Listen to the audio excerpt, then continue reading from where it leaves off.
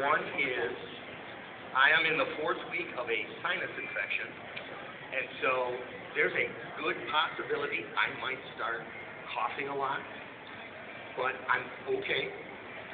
I feel safe enough because I'm in an exhibit hall full of nurses, and I have 3 over here, and I can rely on many of you in the audience in case I have problems. So that's my first confession.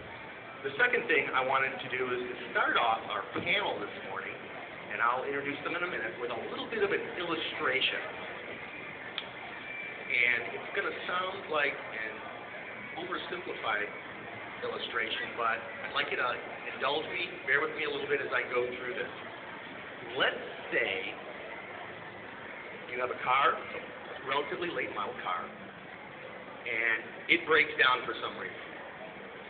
And you take it, you basically need to get it repaired, so you take it to the dealership, you drive in, they conveniently put it up on the rack, they hook it up to the diagnostic machine. That diagnostic machine tells you everything that's wrong with the car that needs to be fixed. Wouldn't that be some nice 21st century healthcare? Thank you. You didn't have to do that. The folks, your mechanic at the dealership then says, you know, you're going to need some new fuel injectors and a new number 5 wire. I'm going to go check with the parts department to see where we're at. He disappears for a while, comes back and says, you know, we are out of fuel injectors and number 5 wires, so we're going to have to keep the car overnight, maybe 2 nights. Now, if they are and wait for the factory to send over replacement parts. Now, if they're a customer-focused organization, they're going to figure out a way to get you either a free loaner or a contract for a rental company to get you a car to get you home, because otherwise you're stranded. Now, it seems like an oversimplified version if you compare it to healthcare. Now, granted, patients are not automobiles as much as the HMOs want you to think they are. But the situation here, and you can't get a loaner grandpa if he has to stay in because the supply room runs out of some kind of a product that you need in the ICU. So it's very critical. You know, a car can sit in a garage for a number of days and not operate. Patients don't have that kind of flexibility. It's an oversimplification, but it illustrates the importance of having the products that you need accessible to you when you need them. The right products at the right time, in the right place. That's one of the mantras of supply chain management. And not only is it important for the nursing floors and the patient rooms, but it's also important in surgical services and in the critical care units.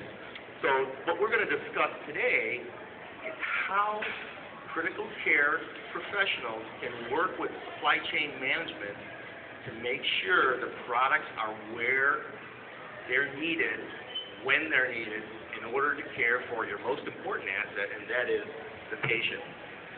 Now, we've assembled a team of intellectuals here who are going to share some real-world, real-life experiences with you and offer you some tips from the real world on how you can apply principles to work with supply chain management to improve your own operations, and also make sure that you have what you need to do what you do best, and that is care for the patient.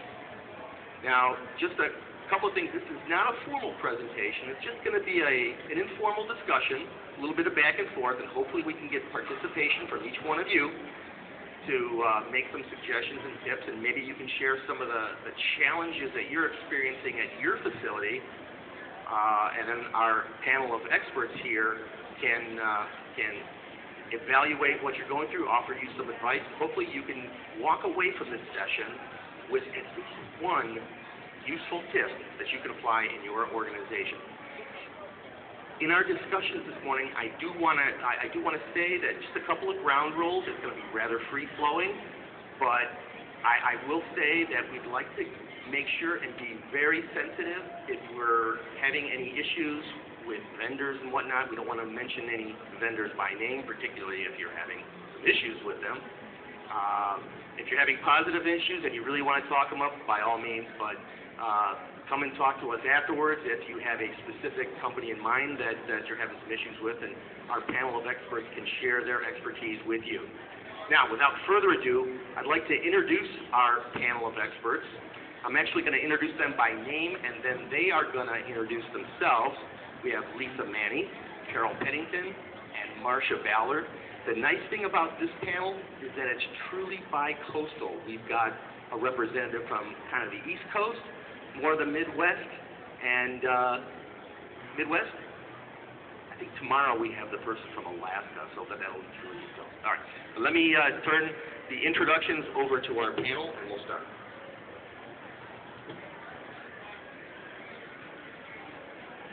Hello, my name is Lisa Manny. I'm currently from the Pittsburgh, Pennsylvania area. Had lived in South Carolina for many years, moved back to Pittsburgh, and that's one thing that's unique to Pittsburgh is they say they always come home. So I have roughly 28 years of nursing experience in different venues, 20 years in leadership roles as an educator, care manager, frontline leadership as a clinical director, nursing administrator. I spent 12 years with an HCA hospital, Trident Medical Center in Charleston, South Carolina, as a director and AVP for critical care and emergency services. Currently, I'm a director of clinical operations at UPMC Passavant in Pittsburgh, which is part of the big UPMC health system. It's a 17-hospital health system in the Pittsburgh area. It also has some international hospitals in Ireland and Greece. And I oversee there the critical care, emergency services, and some nursing support areas like IVT, wound care, etc. Good afternoon, everyone. My name is Carol Pennington. I live in Texas, so I came up a long way to be with you today. I currently work for BHA, and I've been with BHA for a little over 4 years now. I work for Performance Services, and my job is to bridge the gap between supply chain and the clinical area. So I work in a process called clinical quality value analysis, and I've had the opportunity to work with many, many organizations all over our country. I am a registered nurse. I have my BSN. I'm working on my MSN, and my MBA I obtained in 2002. So I'm very excited to be here with you today, although my background is not in the ICU. My background is in emergency nursing, so I consider that critical care. I don't know if anyone else would or not. So thank you for inviting me to be here with you, and I look forward to having some great discussion and hearing what questions that you may have that we can help you with. Thanks. Hi everyone, my name is Marcia Ballard. I'm from Cox Health Systems in Springfield, Missouri. It's a community hospital. We have about 700 beds. I am the nurse manager of the surgical ICU there, and I have some experience with supply chain. I've been on our organization's product evaluation committee for the past 4 or 5 years, so I hope that I can provide some insight and questions that you might have this afternoon.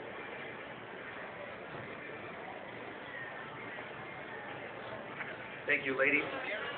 We're going to start. First off, let me have a show of hands. We need to get a kind of an occupational makeup here of our audience. How many are critical care nurses, either in the ICU, CCU, emergency? Can I have a show of hands? Okay.